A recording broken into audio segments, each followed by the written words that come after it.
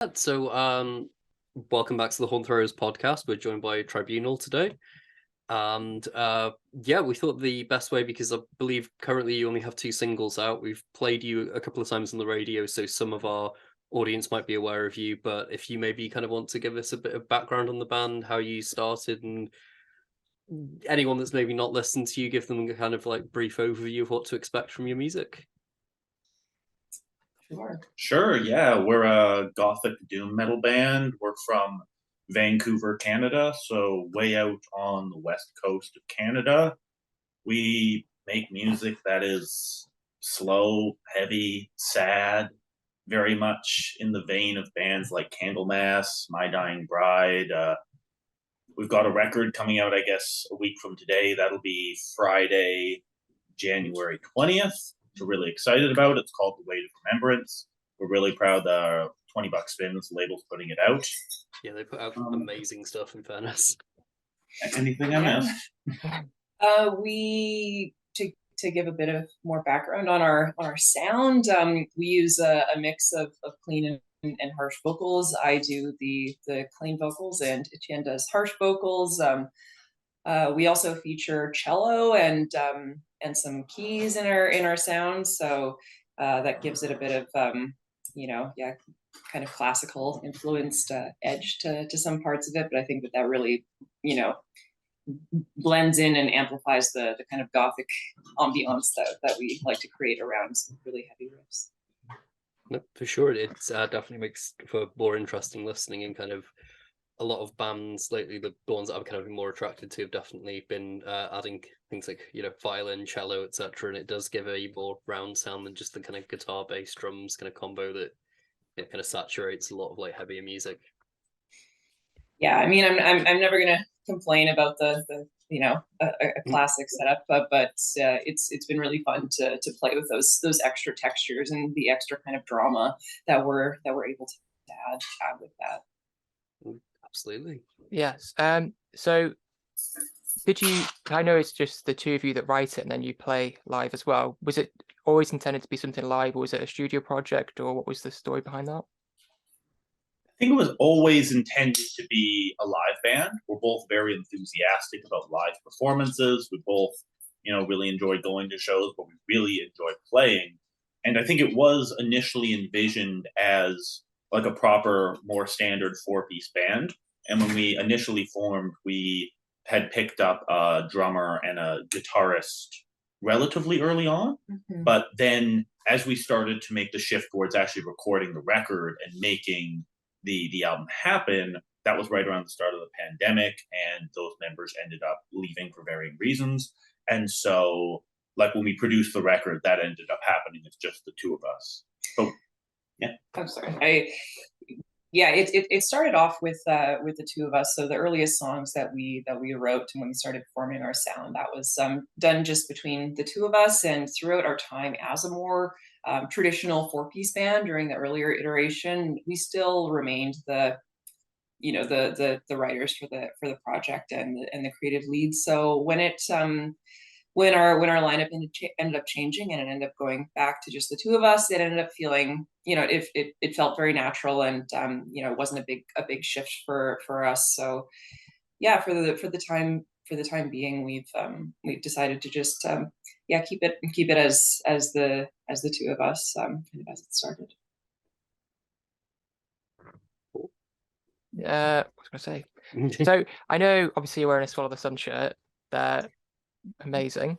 Yes. What is the story behind you playing with Swallow the Sun, and what was that like for you? That was amazing. They're one of my favorite bands. They've been a huge influence on my own writing for the project. And that was ultimately, like so many of these things, that just comes down to promoters and sort of who you know within the scene.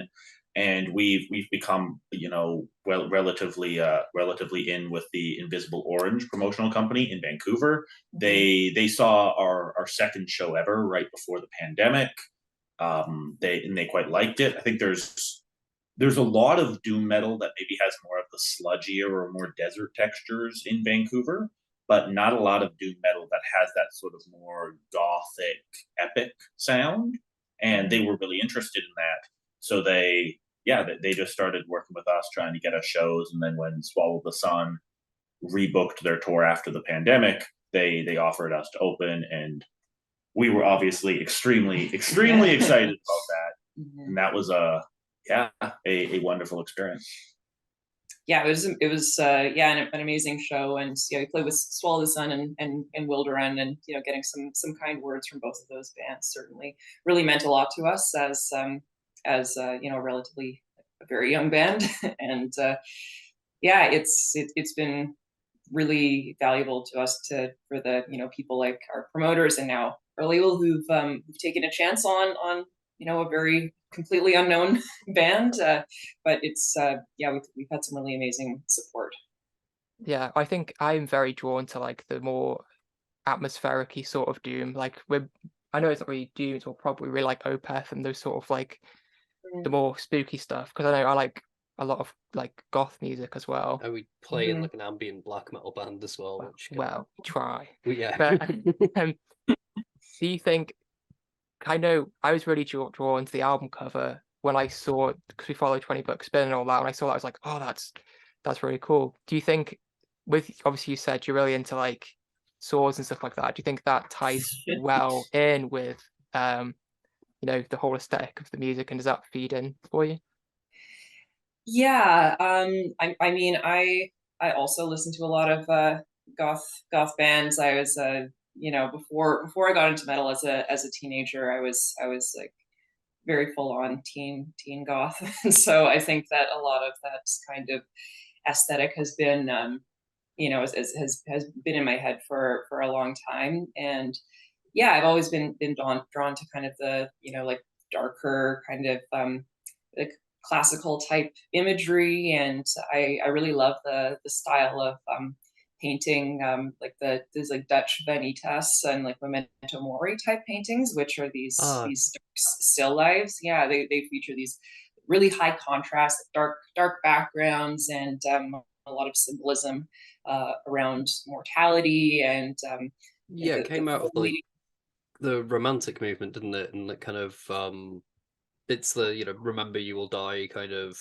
concept, right? Like kind of like kind of like Dutch golden age type thing. So I really like that concept. I think it's very beautiful aesthetically, and with our sound and the kind of aesthetics that we're drawn to with our band, we've certainly wanted to go for something that feels a bit timeless. Not necessarily something that's a historical reenactment or anything, as with swords and stuff. But but I think we want it to feel not decidedly modern. So that was something that I was thinking about a lot with painting, and that was another reason why I chose to do it in as an oil painting, just to kind of keep with this more classical kind of style and aesthetic. So is it you that did the artwork? Yes. Oh, it's pretty that's cool. very cool. I didn't know that. It's very cool. Yeah, thanks. Yeah, and it was great because with all of the symbols within that sort of style of painting, we could really pick out and choose sort of our own motifs that represent the band in different ways. Whether you have the scales that are sort of an element of the logo and the art we use, you've got like the bow to sort of represent the cello. And you've got like we thought about putting an hourglass in, which is another common motif, but we ended up replacing that with the pocket watch, just something a little bit smaller to fit the spacing. But yeah, it was a really beautiful work, and Soren did a great job of it. So it was I'm very proud of that. And I should say the border and the text were done by an artist friend of mine who's goes by Karma Zeed on various social media, like a really incredible artist. So that kind of detail stuff is beyond me. So yeah, so with you talking about like kind of like that kind of when I say like kind of like romance era, I think like of that kind of like tying into figures in literature like Keats, Shelley, Byron, etc. Do you draw from those people for lyrical influence as well, like that kind of like kind of like early 1800s kind of artistic movement that kind of like? I mean, I love the Romantic era, both like as a like in terms of classical music, and I read a lot of that type of poetry growing up. So I think that I'm sure that kind of extraness and the the drama and the big emotions is something that probably influences us in some way. I wouldn't say I'm really consciously drawing on it, but certainly for a lot of art and music in terms of things that are hundreds of years ago. I'm very drawn to the Romantic era. Definitely feels like a natural fit. Yeah, at least for my share of the lyrics, like when I think about those writers, I think about like for modern bands, think about bands like My Dying Bride, who really channel that intensive melodrama. Whereas, like, I think, at least for the sets of lyrics that ended up making this record, I think a lot of it feels to me like it's maybe not surface level obvious, but it feels very honest, and it feels drawn sort of on my own, sort of your own experiences and your own stories. And I think that, like, I love the melodrama, but I also want something that feels genuine to me. And so I think at least much of what we've ended up doing is a bit more understated than some of those works. But yeah, I think certainly a lot more understated lyrically. I think that the only elements that I would say are more obviously connected is just trying to have very, very strong visual imagery come through the lyrics, and that's certainly something that I'm thinking about a lot when I'm writing lyrics. A lot of the lyrics on this album were a bit more, flow of consciousness, stream of consciousness kind of thing. They were less specifically thought out in terms of making the album unified conceptually. I think it's as Etienne said in a few other contexts, it's a more internally kind of looking, like an introspective kind of album. So a bit less focused on illustrating big grand scenes and dramas. With you saying about the imagery as well, it seems like it's very cohesive between like the way the band sounds, the way the artwork looks, and the video as well. So I was just wondering what it was like. Did you have a lot of input when you made the video? And also, one thing I did want to ask was, were those candles, I like battery powered candles, because would the health and safety people not let you use real candles? Because I did media myself, and all the health and safety stuff is like crazy. I mean, those were fake candles. Yeah. Most of I'm not sure. Yeah, the B-roll shots were real candles, so the one that were close in. But during the performance shots, those were electric. I'm just having flashbacks in my head to like putting up the black cloth in the area and standing on top of a chair, attempting to wedge like a furniture staple into the roof, and just thinking, I don't think the health and safety people would have approved of that.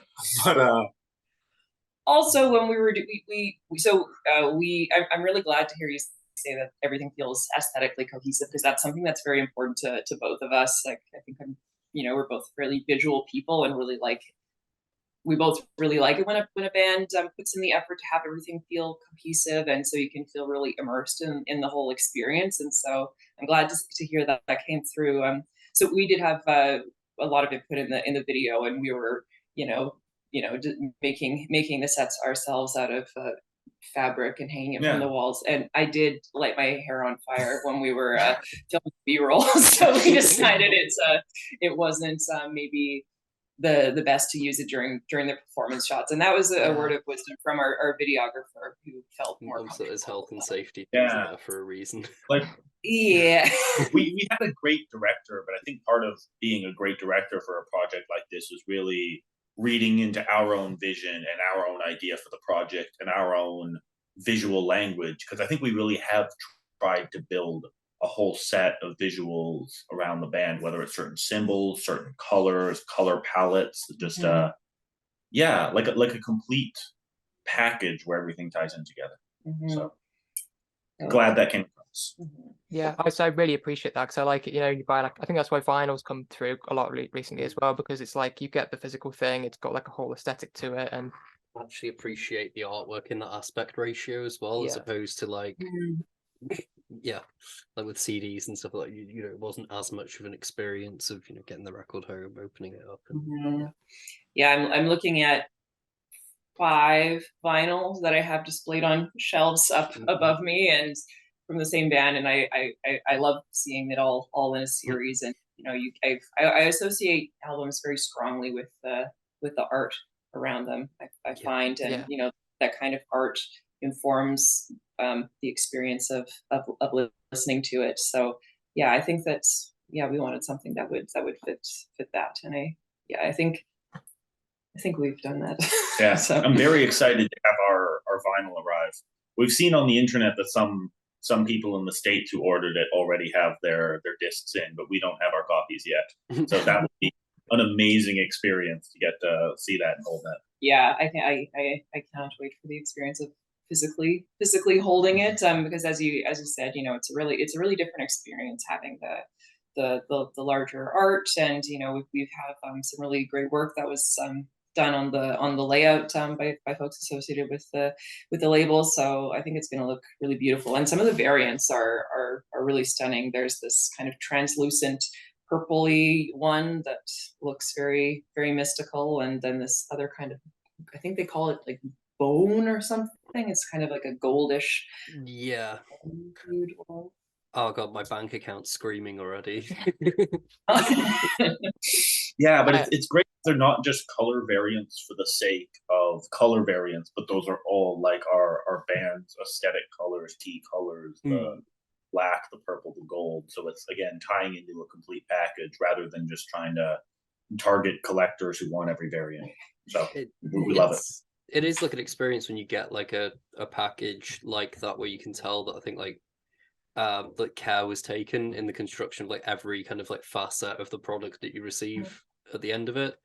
Like I'm just kind of thinking about, sometimes when you get like the big triple gatefolds with the, like elaborate artwork, and then that's then transferred over to the discs and then the inner sleeves, and it's almost an art form within itself, just that kind of like packaging. Yeah, absolutely. We were so fortunate to be working with 20 Bucks Bin on this, because they're very dedicated to putting everything out on vinyl, and I've got some very beautiful 20 Bucks Bin vinyl on my shelf, and I've certainly admired the care that goes into it. So yeah, they did an excellent job. Out of interest, which were the 5 vinyls you were looking at the top? We'll hang it up. They're all summoning vinyls. Yeah, I have Dull Gold Deer, I have the Lost Tales EP, I have Minas Morgul, I have Old Morning's Dawn, and then With Doom We Come. We have matching summoning badges. I've got a summoning badge on my jacket. Wait! Did you note my flag behind me? It's a bootleg With Doom We Come flag. I couldn't see what it was. It doesn't have the logo there, but I have a hand painted summoning back patch. I got the little pin. And he's not a summoning fan. Oh my goodness, not a summoning fan, but we've gotten through this point in our relationship. Summoning seems to come up on every, bar the Hell Ripper one, but every podcast so far, because we were talking to Simon from Dawn Raid, who are a black metal band from the UK, just talking about the sheer sort of like naive charm that summoning has. Like especially like those 90s like MIDI instruments, and there's something very pure, and I think like naive charm probably is the best way to say it, because you feel like, and dungeon synth more generally just like feels so otherworldly. It's just incredible. I find it very, very transportive. Certainly, it's just like you're living in a 90s RPG. Which is... I always describe it as like summoning being the RuneScape soundtrack with guitars. Exactly. That's a good descriptor. Certainly, and I like all the fake trumpets. Also, those are especially naive charm. I've been playing around with my little MIDI keyboard, like French horns and things like that, trying to like replicate it, and it's not gone that well. But there's another band called Caladan Brood who do that really well. Yeah. Mm-hmm. That's just pure summoning worship, but I've done. If you look deep on YouTube, you can find a summoning cover that myself and the keyboardist that's featured on our album. What song did you do? Long Lost, Where No Pathway Goes. Oh, if I'm getting all the words right in there, very long titles. possibly. Yeah, so we'll try and change the subject so it doesn't just become an Sorry, entire this is a deep cut. Pro summoning. an Jeez. entire podcast about summoning, which I'm more than happy to do Yeah. at some point. But So when saying about $20 spin, how did that come about? Because I saw from researching before the podcast about how, so before COVID happened, were you writing the album and then did $20 spin come to you? How did that happen? And were they the right fit? And We had essentially written and recorded the entire record. We had the art done, and we had even started to put out sort of an initial run of singles. And at that point, we had just started reaching out to record labels ourselves. Like $20 Spin has a demo submission page on their website with a demo email, and we reached out to them. We sent them a copy of the album with the artwork, and we reached out to a lot of labels that we thought could be interested. But honestly, they were the dream label, and we were both very excited when they reached out to us and expressed interest in working with us. But we hadn't had any prior relationship with them before that. Yeah, that was something that I think made it feel really special for us, because we have no social media following or anything at that time, and no prior connection, and so we it was just based off the full album that we sent over. So yeah, it was extremely exciting for us, and yeah, really an honor to be working with such with a label with such credibility and history. I mean, credibility is definitely the word, because I think that's how Dani certainly discovers a lot of the new music. yeah, for the radio show. I'm very drawn to album covers, if you probably get. And I just see stuff and I'm like, oh, it's really cool. What's that? And I put it on, like, oh, this is really good. And I do think, yeah, $20 spin have got they're very good at finding interesting things to put out. Like, I'm fairly sure, they definitely have a great screening process, and I'm fairly sure that's how we found Tribunal, because you would I studio. said, I was like, oh, I found this band on the Instagram stories. I was like, oh, what's this? It's really cool.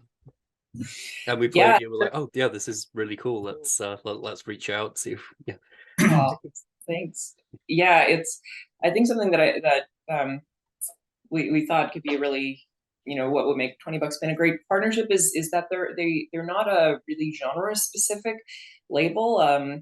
Dave has been pretty specific about that in interviews over the years, that he's not interested in just being like pure death metal label or pure black metal or anything, but picking things that are unified through kind of feel or something broader than just very specific subgenre. So yeah, $20 Spin has worked with a variety of doom bands over the past, Chemists and Paul Bearer and Mortal Congregation, who are all amazing doom bands in their own right. So I really like that they take the time to foster a diverse roster. So because you already had the record recorded, did they suggest anything, or is it the same product as it was as you went in, and they've just they took it exactly as it was, which was great. I'm sure it was great for them, because they don't have to do like any kind of that back and forth, or have to worry about like, are they interfering with the artistic process. They could just see the finished product and say, is this something we want to work with or not? And they did. Mm-hmm. But there was a little bit of conversation about things like, how do we want to present the art? How do we want to prepare the release? Like, I think they had suggested doing the bordering around the cover, but the music, nothing. I don't think. Yeah, they had just asked if we had any art in mind, or if we wanted to partner with an artist. And at that time, I had done the physical painting was done, but I did go take it into Photoshop and clean it up digitally and everything, but that wasn't all completed by that stage. And so I had said, we have this art. If this would work with your aesthetic, we'd be happy to use it. And they were happy to use it. So the kind of the layout work we did fairly collaboratively with them.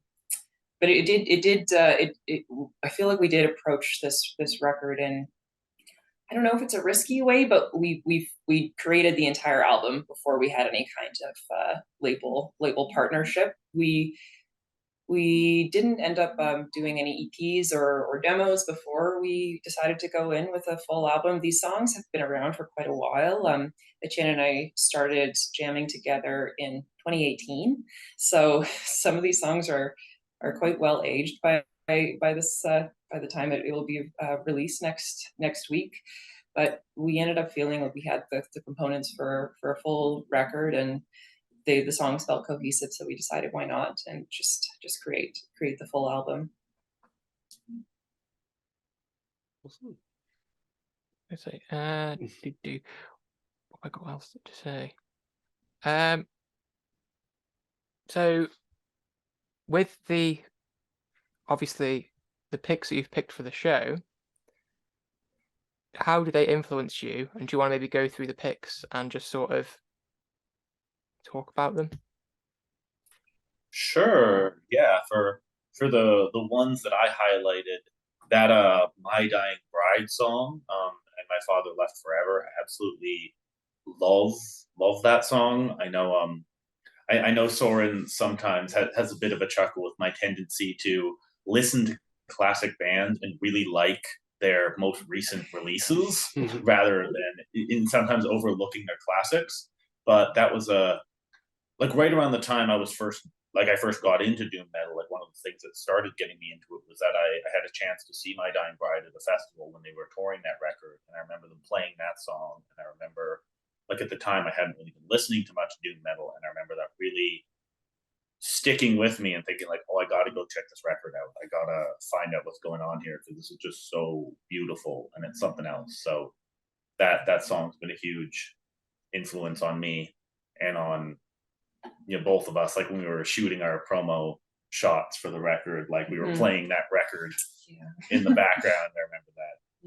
And then same thing for Draconian was the other one of my picks, and that was a song from like what I would say is probably my favorite doom metal record ever, Sovereign. And it's just a huge influence on what I like, what I love and what I want to do with sort of my songwriting sometimes. So yeah, so Candlemass is an obvious kind of a reference point for this style of doom, and is this central influence, probably I would say, for my writing contributions to the record. Chose Crystal Balls specifically because we actually used to cover that song in some earlier shows, which was really fun. It's a joy to channel that that kind of energy on stage, especially doing the vocals. And I think it's a great example of what I love about this style of doom is that it's got this very dramatic type of like the vocal lines. It feels very much like you're being enchanted by a sorcerer or something. But then it's also got some just like great riffs that feel like really heavy and are really fun to play. And it's just an absolute classic in the genre, and something that certainly continues to influence us, and particularly my work. And Concilium is a newer band that I actually didn't know about when we were writing the record, but I had the chance to meet Paris from Concilium at the vocalist from this band at a festival that we went to earlier last year rather, and we really connected over our excitement about doing more traditional epic style doom. And I'm really excited to see more exciting bands coming out in that genre, and they have an EP out now, and I know they're working on a full length, and I think it's going to be really excellent. And so there's another band that I think is making really great contributions to that style of doom today. So I was wanting to highlight their work because I think that they're drawing from some similar influences, and are going to be a band to watch certainly.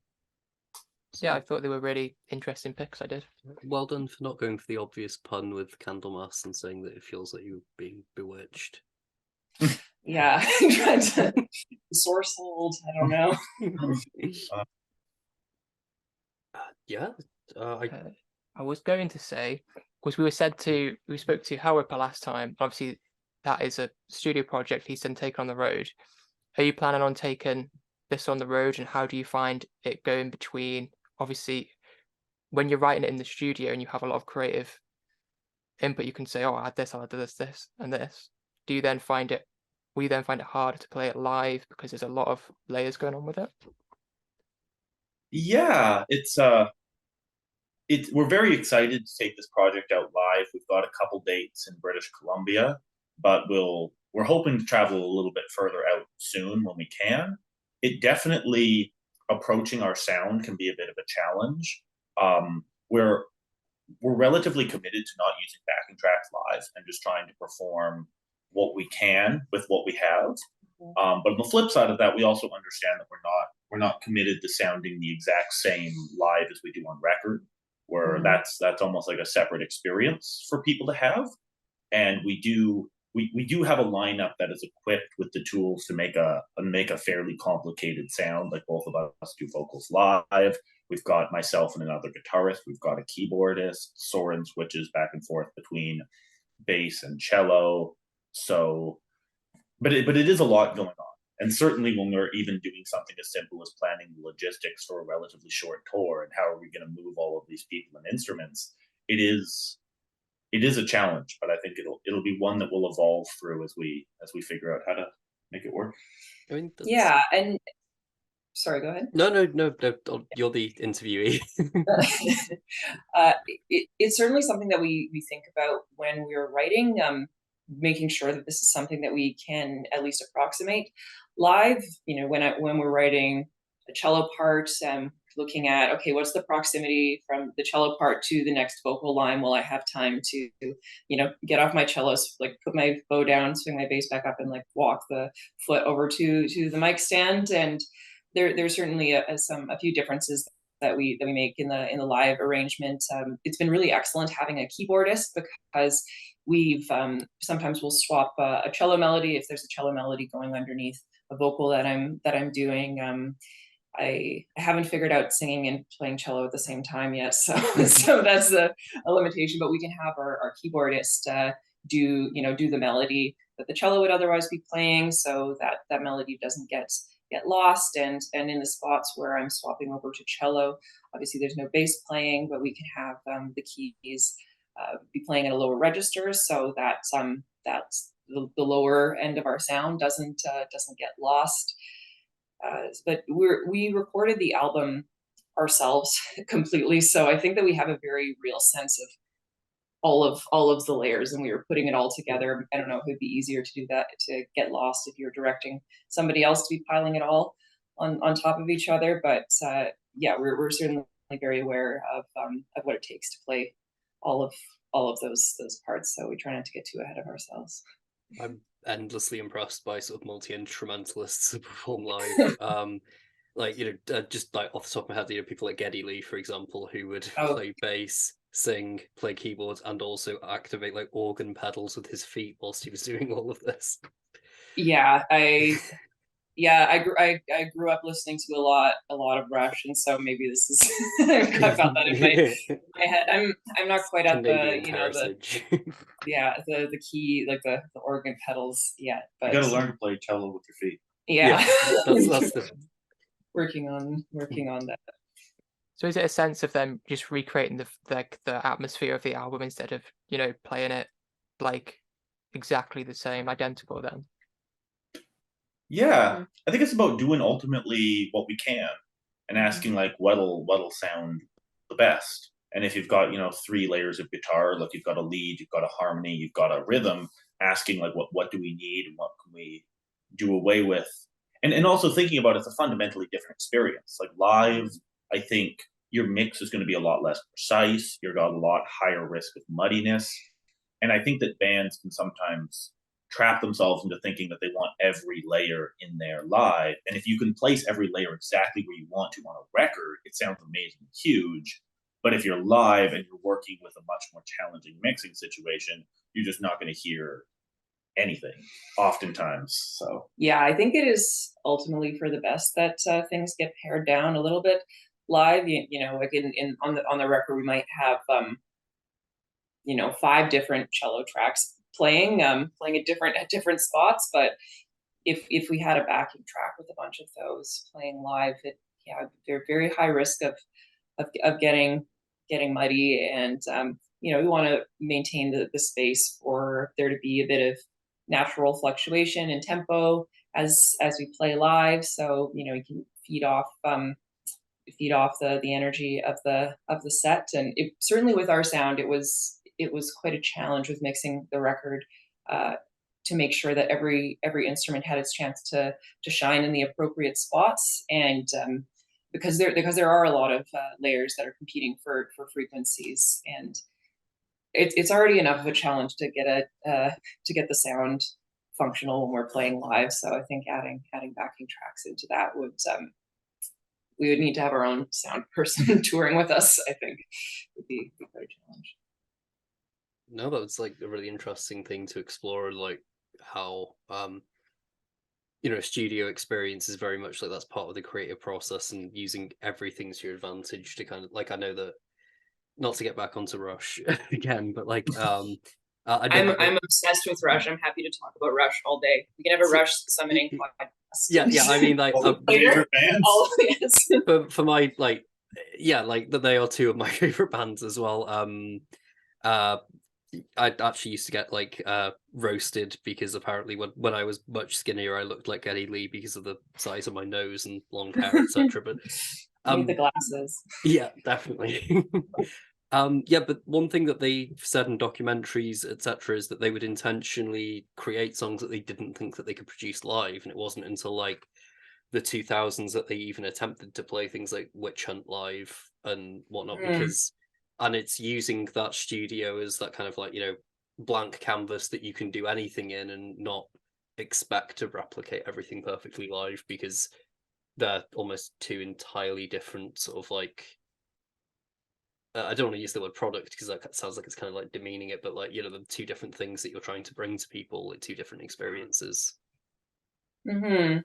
That's that's something that we've talked about a fair bit, and I think we're both on the same page that we would like to be able to play everything live from our albums. And I think it's tough as a fan, if you want to hear Witch Hunt and you're very, very rarely gonna hear something like that. There's certainly a lot of other bands, like I love Blind Guardian and a lot of their later stuff, when they go deep into the more orchestral things, like, there's a lot of great stuff there, but they will never ever play it live, which is is disappointing, because when I think about it, and I think they could have a more pared back version that they play live, but if you've got more of a commitment to having it sound the same, it's tough to do that. So I think we both do want to be able to play everything that we write live. Yeah, I mean, we love live music. We love playing live. I love albums and the opportunity. Like very soon, we're going to do an album release show. We perform this record in its entirety. I would like to have that option. And then I also think it functions in a way as almost like a filler check. Like, I think if you look at any song on your record and you say, well, that's the one, I don't want to play live, or people won't want to hear that live. I think that's maybe, raises the question of, do we want it on the record, or do we want to revamp it or revisit it until you don't want to hear it live? You want to play it live. You want to have that, I think you want to have that enthusiasm for every piece of music you're putting out there. And sometimes I see bands where, they'll put out a new record and they'll play, there'll be the 2 or 3 or 4 songs off it that they go in the set, and the rest of them don't. And you can hear that dichotomy on the record between the songs that they're really excited about and committed to, and the ones they aren't. And I want to be producing records where, at least myself individually, ultimately what people think of it is what they think of it. At least myself individually, I feel that passion and excitement about every track. And you can do such amazing things live if you get creative with it. I mean, Rush is playing 2112 in its entirety back in the day, so I feel like there are few limits on what you can do live if you really are committed to it. So I think it's also a bit of a helpful check when we're writing things and starting to add add layers and add layers. I think it can help us to focus a little bit, because if you're thinking that, okay, there's so many things going on here that it's not possible to replicate with 5 musicians on stage playing multiple instruments. I think, at least for the sound that we're going for, I think that would be a fair point to kind of reflect a little bit and say, okay, what is the actual essence of this song? And it's fine to have those extra layers that deepen it on the record, but I do think we want all of the melodies to be clean and meaningful, and like being able to stand by themselves. Yeah, that was a very elaborate answer. Like, yeah, Sorry. thank you. No, that wasn't a criticism. It was something we wanted to explore. So yeah, we're grateful for the elaborate answer. Hopefully, if you're in the UK, we'll be able to go see it as well. Yeah, definitely. Also, as you've mentioned, another one of my favorite bands. When you mentioned Blind Guardian, I was like, yeah. What's your pick for the best Blind Guardian album? Nightfall in Middle Earth is my classic go-to. Chan and I actually met each other and became friends because of the album Nightfall in Middle Earth. We met each other and started talking about Lord of the Rings, and I mentioned that one of my favorite bands had a concept album about the Silmarillion. And I'm covered in Guardian. I'm like covered in Tolkien tattoos, like I have Narsil there, and like anyway. Yeah. But you can't see my Tolkien shrine over there, which is right above Rush Shrine. That was out of shot. Yeah, wow. I actually just picked up Nightfall and Middle Earth on vinyl a few weeks ago. Months ago now. Time's kind of such a classic. Like, I think Imaginations is the slightly tighter record, but Nightfall is just so connected to being a teenager and first getting into power metal, and and like tracks like Time Stands Still at the Iron Hill, where it's about like Fingolfin's duel with Morgoth, and that's just like it captures the you're practically like seeing the imagery in your head as you're listening to it.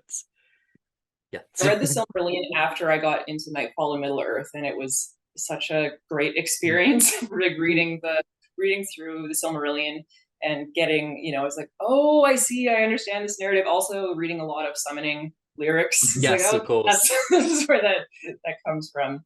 So yeah, it's I like the dedication to the concept album. It's a really full experience. There are a lot of fantasy nerds in metal, ourselves included. So that I think if it was a Venn diagram, it'd be a circle. Yeah. So on that topic, what were your thoughts on Rings of Power, like the Amazon show? I haven't seen it yet. I meant to, but just the feedback I got from people was sufficiently underwhelmed that I don't watch much TV and I didn't make time for it. But yeah, I watched it and I don't know. My condolences. I don't know. We committed to watching it with a couple friends, and I have regrets. It was it just felt like the Hobbit movies, but as a whole show. There were some bits of cool dialogue, but I do not think I will put myself through the second season. So it just made me want to go read Lord of the Rings. I feel like largely the issue probably stemmed from the fact that they didn't have the rights to tell the story they wanted to, because they only picked up the rights for The Hobbit and Lord of the Rings. They couldn't take anything from the Silmarillion. So they could reference in passing, like, the fall of Numenor, blah, blah, blah, because it's mentioned in passing in the Lord of the Rings book. But they couldn't actually delve deeply into it, and that's why they didn't do the whole, like... Don't spoil it. Oh, yeah, sorry, spoiler alert for anybody listening. But why they didn't go down the Anatar, like, Lord of Gifts route with Sauron and everything like that, and... Yeah. I was wondering about the whole Sauron thing, because there's it's all based on a few pages in that Third Age chapter, and they ignored the lore in there. So Oh well. The Peter Jackson movies are always there, and the original source material is always there. So I Yes. remind myself of that. It was kind of cool though to see some of the Silmarillion lore in there. I was watching it with a couple friends who were not very deep into Lord of the Rings, and so I could irritatingly point out these they're Absolutely. referencing this. But I felt like every time they would reference something like that, I was like, I'd much rather be watching that and seeing that on screen. Like when they would show, I'm not sure if it was supposed to be the Battle of the Numbered Tears or something, you know, it was a flashback to Galadriel's brother dying or what have you. But I was like, I'd much rather be watching like First Age stuff right now. And Yes, but yeah, that was a sad time. I'm glad that you haven't watched it. Yeah, this is not quite inspiring me to change that. No, please just spare I'll just yourself. rewatch Jackson movies again. Yeah. I thought the best bit was when the orcs were sacking that town, though, and it became like a horror film for a few minutes. Like, I like that bit. I like that bit visually and what was going on, and I was like, oh, okay. Yeah, that's kind of the thing. You can definitely in certain scenes see where the budget went and being the most expensive TV show ever made. But I just wonder when Jeff Bezos is going to appear in it. He's just going to appear in the there somewhere. He's going to be one of the orcs or something, or I don't know, an evil eating lord. a carrot. Yeah. That's a really good deep cut. Thank you very much for joining us, by the way. Do you want to plug your record, any tours or anything, or shows? Well, we've just got these 3 shows coming up in Western Canada. So if you live in Western Canada or are within, driving or travel proximity, we've got 3 shows coming up on February 17th in Vancouver, February 18th in Victoria, and February 19th in Kelowna. We will have some more dates to promote for some summer festivals coming up, but just keep your eye on that, and feel free to reach out to us for any UK dates. We're certainly open. No, absolutely. And what was the release date and title of the album again? Just to plug that finally. Yeah, that's the album is The Weight of Remembrance. It's coming out on January 20th. That's at least as of time of recording. That's a little under 1 week away. And yeah, hope you enjoy it. It's been wonderful to see so much interest coming in from around the world, from Wales. That's very cool for us. It's very exciting to see the interest in it. So we really appreciate that. Thank you. No, we'll be sure to check it out. Yeah, we're just surprised people know where Wales is, because most of the time people assume it's a part of England. Yeah, is that in England? Yeah, my auntie was in America once, and someone said, "Where do you live?" And she said, "Wales." And they said, "Oh, you live in a whale?" So that says more about the American education system. That's a low bar. Wow. But yeah, thank you so much for coming on the podcast. Thank you very much. Yeah, thanks for having us. Yeah, thanks for having us. Excellent, thank you. Just stop the recording there.